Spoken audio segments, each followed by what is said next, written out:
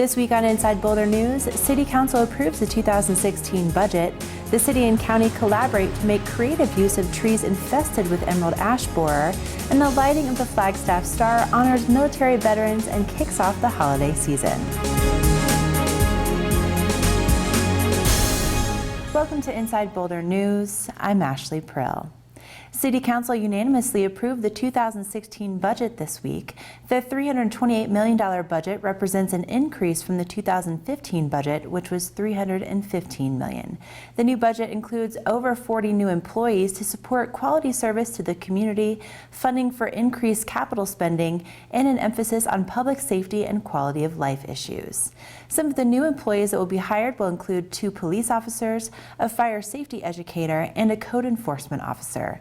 More information about the city's budget can be found at bouldercolorado.gov/budget. The city has teamed up with the county and local woodworkers to combine innovation with a desire to reuse wood from trees that have to be removed across the city, including those infested with emerald ash borer. Through the use of county biomass boilers, the city will use most of the wood to heat public facilities this winter.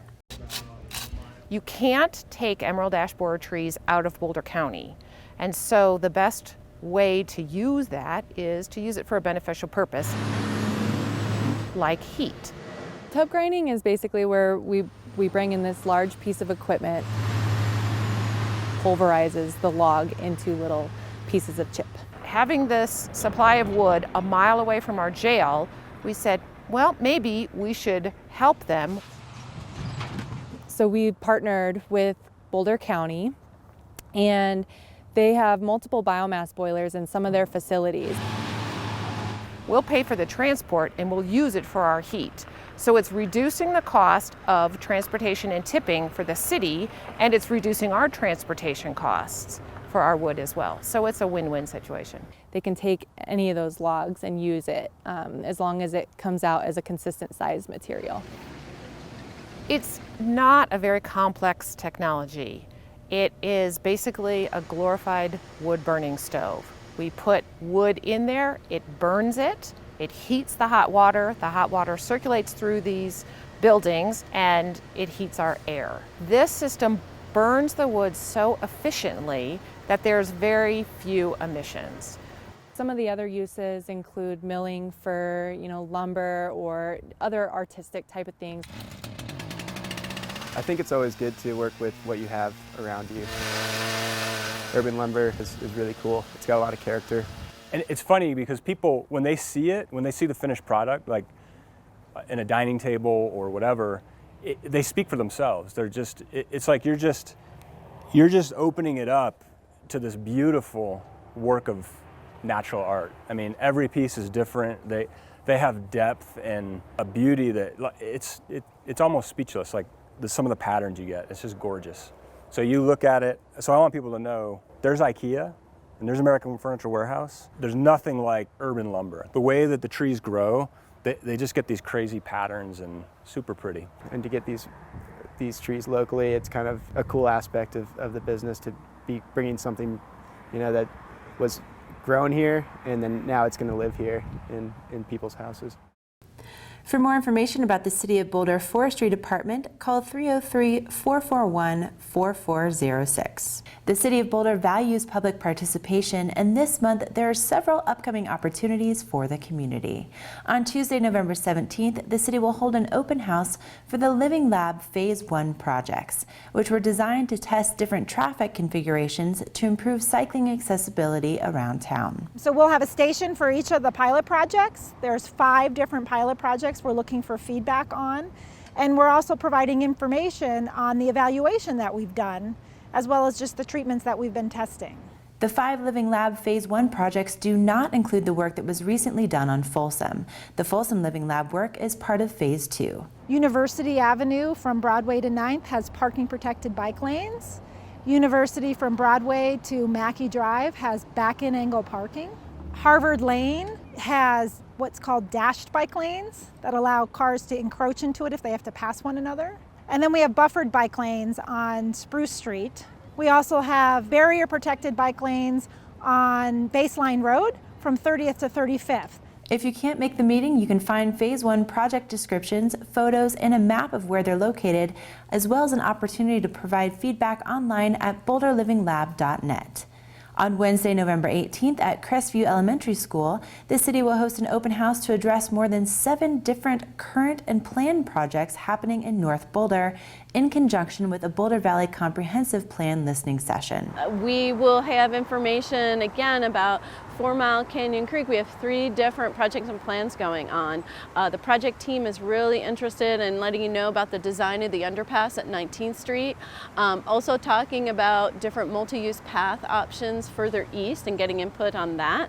And then looking at the section of 4 Mile Canyon Creek from 19th Street west and what are some flood mitigation options and multi-use path options.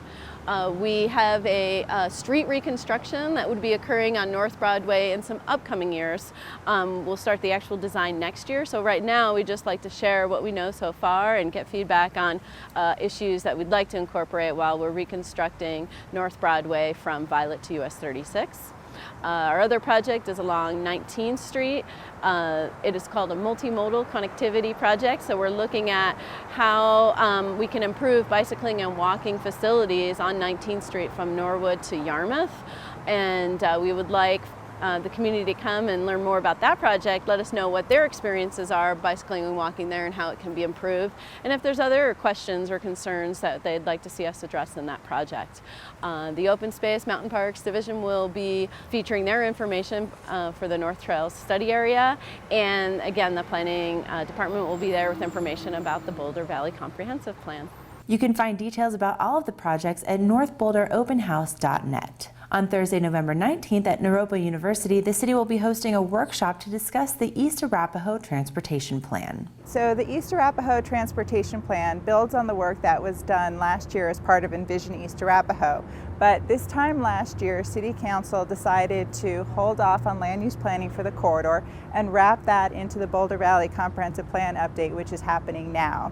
But in the meantime, we're continuing to focus on transportation planning for the East Arapahoe corridor, which is why we've renamed the project the East Arapahoe Transportation Plan. The purpose of the East Arapahoe Transportation Plan is to start to think about what transportation improvements can occur in the East Arapahoe corridor over the next 5, 10, 15, even 20 years. As growth to the east of the city continues and we expect Boulder to continue to be a population center, we plan to see more in-commuters coming into the city, and we've also seen a lot of new infill and redevelopment in that area of town. And so what we'd like to do is make the transportation corridor work for all modes of travel, whether you're walking, bicycling, accessing transit, or driving your car.